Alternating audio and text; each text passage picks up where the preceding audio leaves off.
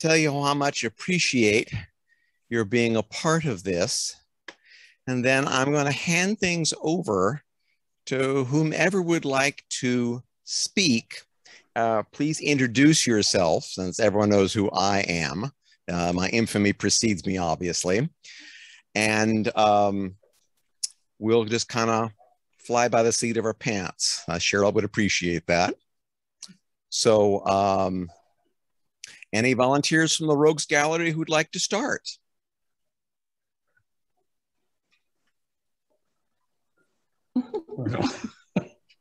No pressure now. If not, if it's not quite ready, we still have plenty of time. And I'll let one of the people who are close by under my stare to go ahead and come up here and introduce themselves. So not to worry. So victim number one, will you please come on down? Yes. Come on, Bill. Come on. Sit here and talk in the microphone. It's as natural as apple pie. Well, you see, that's the advantage of being a ham. I never have a problem with that. Just sit down, okay. And all is well. Hello. Introduce yourself and go for it. Hello. So my name is Bill Rogers, and I think that I've known Cheryl for about 35 years. My first memory of her is one that's kind of burnt into my head because when she and I met, she came running at me from across a room and jumped on me, and I was on a sofa as if we'd known each other all of our lives. And yeah, and she, I mean, I had never had that kind of like a greeting before.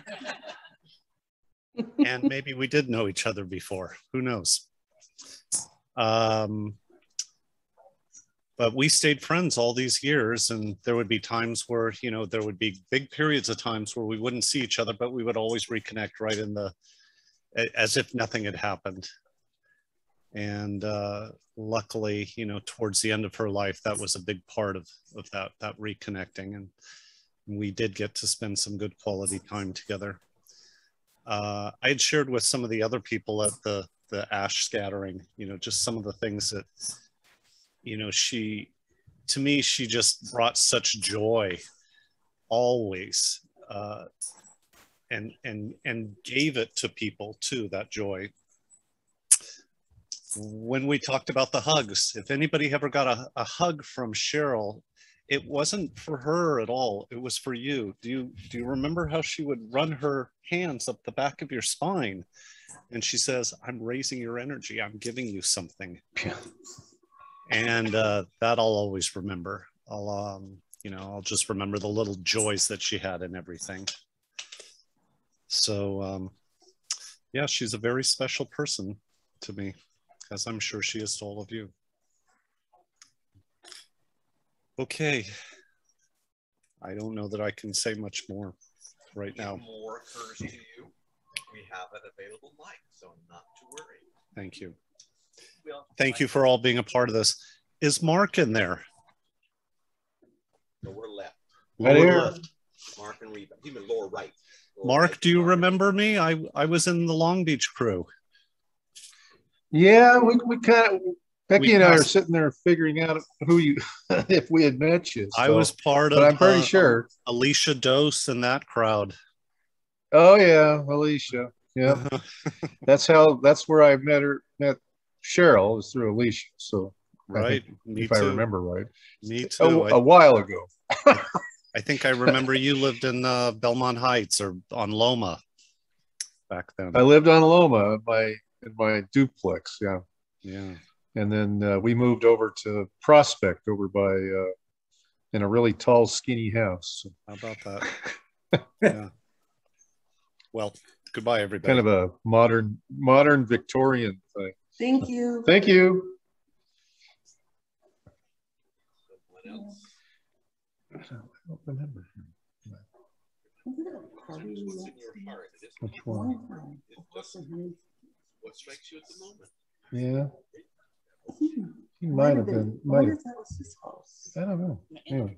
Sooner or later. Yeah. Hello, everyone. I'm Allison. So I have known Cheryl, 25 years, I think. I don't know. You know, the years just go by and you just don't realize how many there have been. I am a jewelry appraiser. And so that's how I knew her. She would come to me with her jewelry and we would do appraisals and she'd have gemstones and what's this worth? What can I sell it for? Et cetera, et cetera. So that's how we started. But she was a client turned friend and we would always, you know, get together for an appraisal and 4 hours later we were still yakking. So it was just one of those friendships that we just hit it off and shared a lot. And she poured out her life to me in many ways, which was, you know, very touching. And I had the joy of being able to settle her estate. So I had no idea she was into minerals. And so when John came and said, you know, collect her things, he hands me these keys to a storage facility. I'm thinking, okay, what's there? So it's a 10 by 15 foot storage facility filled to the brim with minerals. So I've been selling minerals for the last year to pay her medical bills and her credit card bills and her whatever else. But it's been a joy because she had quite a collection. My dad was a rock hound. And when I look at his collection, I think, ugh, yuck. The things that Cheryl had were fabulous. And so it was a lot of fun finding homes for these things because I think they had been stored away for a long time. And I know it brought great joy to her because of the healing properties of all of the minerals. And so it's been fun taking care of that and taking care of all the other, you know, financial things that always occur within a state that you don't plan on, especially when someone has been so sick for so long in the last few years of her life. And so she would text me in the middle of the night when she was in pain or going in for surgery or whatever. And I would send her flowers. And then she had great friends who would house her in between hospital stays. And so it was just nice to hear that she had been taken care of, which was great. And so I will desperately miss her. A funny story for Cheryl. She came to my office one time early on in the years that she was doing appraisals with me. And I had these fluorescent Post-it notes on my desk. And she says, oh, I love that color. It helps me keep my soul in my body. So I'm thinking, honey, I'm gonna put those all around my office because you're going home with that thing. You're not leaving in my office.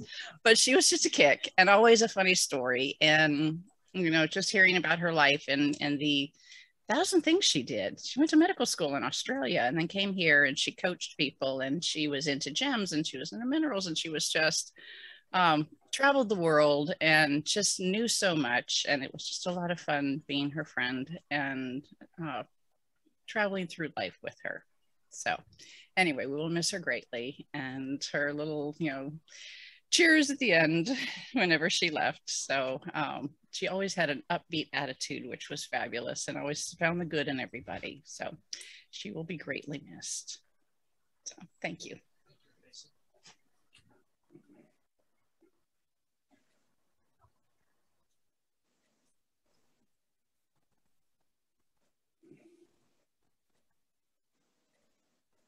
From the peanut gallery. Okay.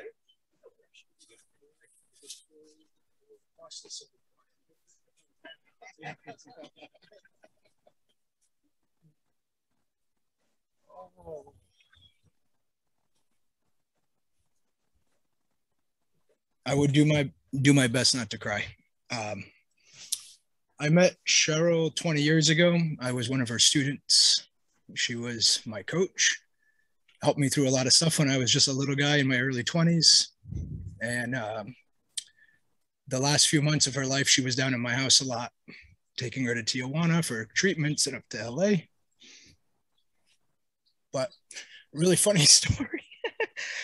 My little guy's now 4. At the time, he was only maybe 2.5, and he was terrified to go pee on the toilet.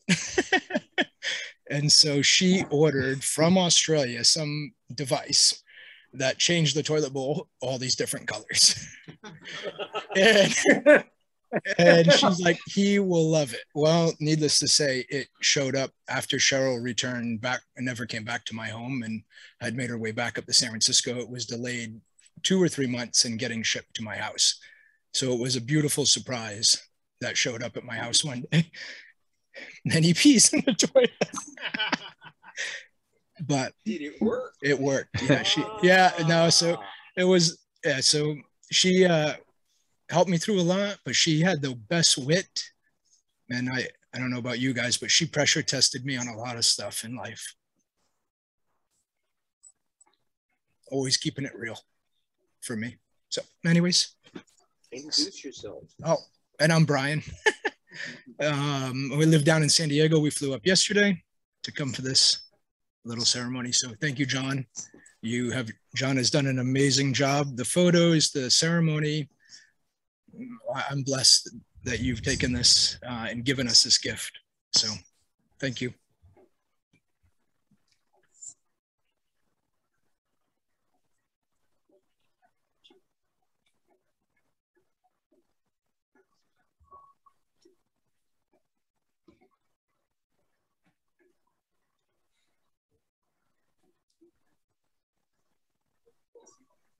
Anyone on the other side? Oh, thank goodness I lost that 15 pounds and keep working on the remaining 20. Well, that's what happens. You retire and you pick up 35 pounds and then you go back to work and you lose the 35 pounds. Now I'm finally getting rid of it slowly, but I am successfully doing that. So is that what it's called? All right. So amongst each of you, is there something that you would like to say? As I said, doesn't need to be perfect, just whatever is in your heart, something you'd like to share. And if you do so, please introduce yourself first.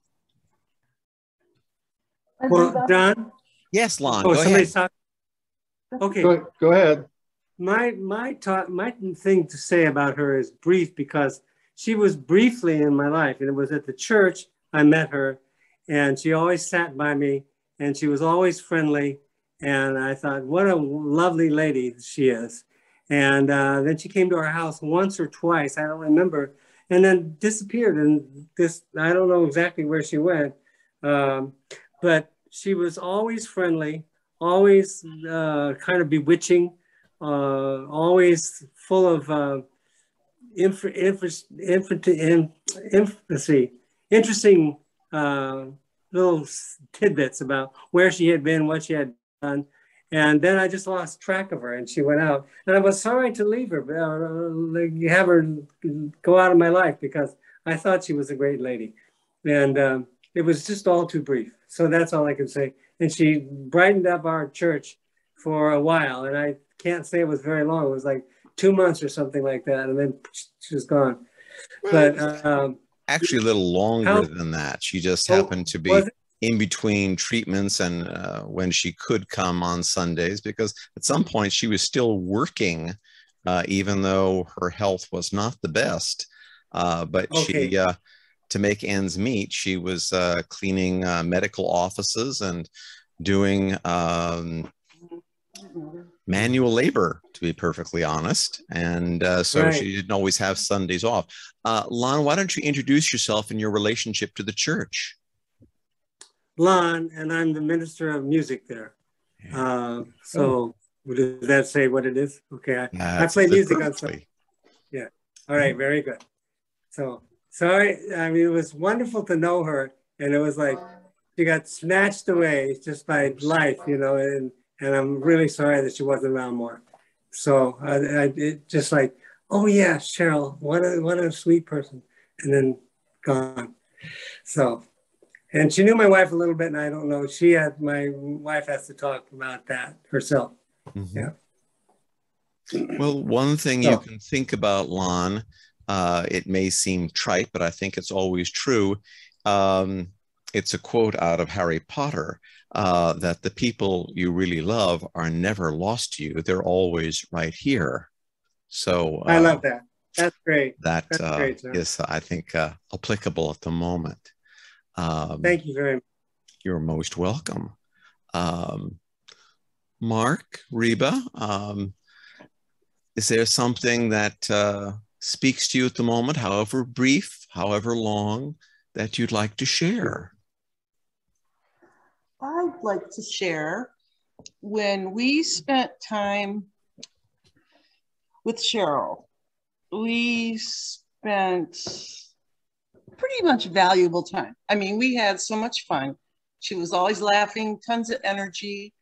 And one particular time, it was before Mark and I were married, she was at my condo and teaching us to see auras, body auras. And I was able to get there with her on that. And it was really cool. But she just had her laugh, her voice, energy. Yeah. She just was, I don't know, a very, very special woman. Yes, I agree. And she would pop up at our door at any time. And so we'd let her in and we'd have a great time. So she's always, and then she'd disappear for a while. She'd come back. So she was a worldly woman, that is for sure. I mean, she traveled and went where she wanted to or needed to be for herself. And she knew if she came over to our place that we'd put her up and for, as long as she needed. So she got straightened out. Yep. And then she always came to our orphan Thanksgiving dinners, didn't she? For a while. Yes. Yeah, we used to have what we called orphan Thanksgiving for all the people that were single and didn't have a place to go for Thanksgiving. So we would make a big Thanksgiving dinner and they'd all show up. And Cheryl would show up. And of course, she was the light of the party there. So anyway, she was. It was good times. So yeah. I'll have to go ahead and send you a picture. Cheryl would be 17, 18 years of age. Really? And her first picture of, she's holding a portfolio, I guess, in her hands. And it was her first job as a news reporter in Tasmania. Oh my God. Wow. It's in the great room. And so there are pictures of her there fly fishing in Utah, in Hong Kong, Mill Valley, of course. And so, yes, she's certainly the seasoned traveler and such. Yeah, we never could figure out how she got to all those places too. So well, she made use of frequent flyer miles. Believe me, she had an ongoing row with Qantas Airline that I remember finding a series of correspondence where she was supposed to get credit for $600-700 for a first class airfare ticket. They didn't go ahead and clean up their act. And she was not a happy camper, let's put it that way. Well, you didn't want her mad at you. Yes, she very well could have gone ahead and you were talking about these stories as Bill was about just running up to someone and getting hugged. Her, I guess you'll call him as her personal lawyer. For those in the Bay Area or remember Jack LaLanne, the exercise enthusiast of the 60s. He had a local television program on the ABC affiliate. Mr. LaLanne's nephew, Tom, was in a gas station and he'd injured his leg and back some a few days before, and he was pumping gas. And Tom said that Cheryl just walked up to him and said, I see you're in pain. I probably can do something to help stop that pain. Now, that could be taken in a very broad way or a very specific way, but they became instant friends. And the friendship was another 30-year friendship that was, I guess, typical of Cheryl. And so when the time came to create the trust creation online went very smoothly. The pour over will portion wasn't quite right. And so Tom, taking no money at all, went ahead and created that. So there were no probate fees or anything else. And her wish to go ahead and not pay a dime in taxes to the government, no matter whether she became a citizen or not, she didn't want to go ahead and pay any taxes. So that at least that portion of the probate laws did not apply. So I'm always thankful for Tom helping us out at that moment. I don't want to put you on the spot here. Lori, do you have something you'd like to share? Please go ahead. Yes, I would. Yeah, my name's Lori Fagoda, and I was a neighbor of Cheryl's for the few years that she lived on Trotter Lane in Napa. And for many months when she first moved, we would just wave to each other and not really have a conversation. But as the weeks, months went by, we would, you know, talk more and more. And as I got to know her, I realized what a fascinating person she was, as you can all attest. But what really struck me is whenever I would say something about, like, for example, my brother or somebody who's having a hard time, she said, like she knew, yes, oh, he'll be okay, or something like that. It's like, well, how do you know? Well, I can just feel the energy, or, you know, she has good energy, whatever it was. It's like, whoa. At first I thought, wow, this lady, she's kind of kooky, but she always turns right. So when you say she was psychic, it's like, wow, that was my first experience with something like that. And so that was pretty cool. And I just found her to be a fascinating person. But mostly what I want to say is when, as she was battling her illness, I found her strength and courage to be really inspiring. The fact that, like John mentioned, she would still go to work to get money to pay bills and whatnot, even though she was in pain or low energy, she still found the will to do that. And that was very inspiring. So she was indeed a special person. And I'm glad I was able to walk us alongside in her journey. She's really something. So very nice. Thank you. You're most welcome.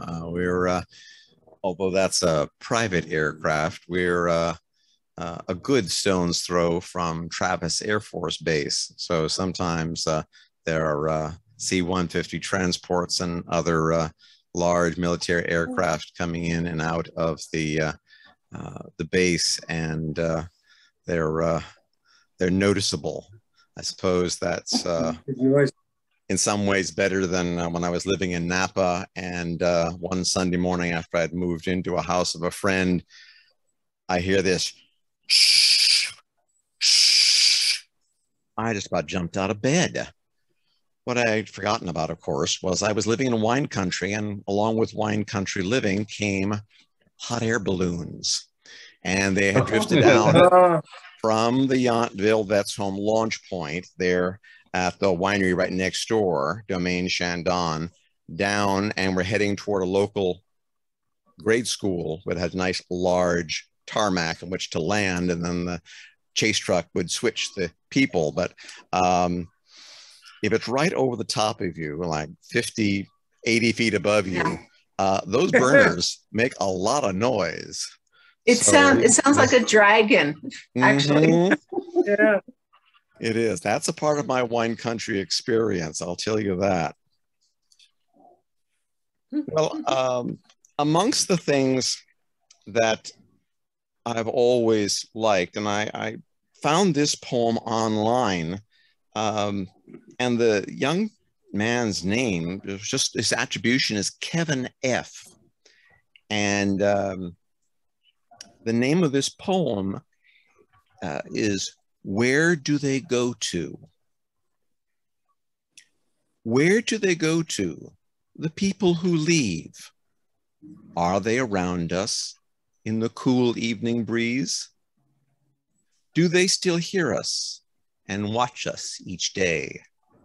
I'd like you to think of them with us that way. Where do they go to when no longer here? I think that they stay with us, calming our fear, loving us always, holding our hands, walking beside us on grass or on sand. Where do they go to? Well, it's my belief they watch us and help us to cope with our grief. They comfort and stay with us through each of our days, guiding us always through life's mortal maze. That's good. John, that's beautiful. It always seemed like a lovely thought to share. My most recent time was at a family member's celebration of life in 2018. And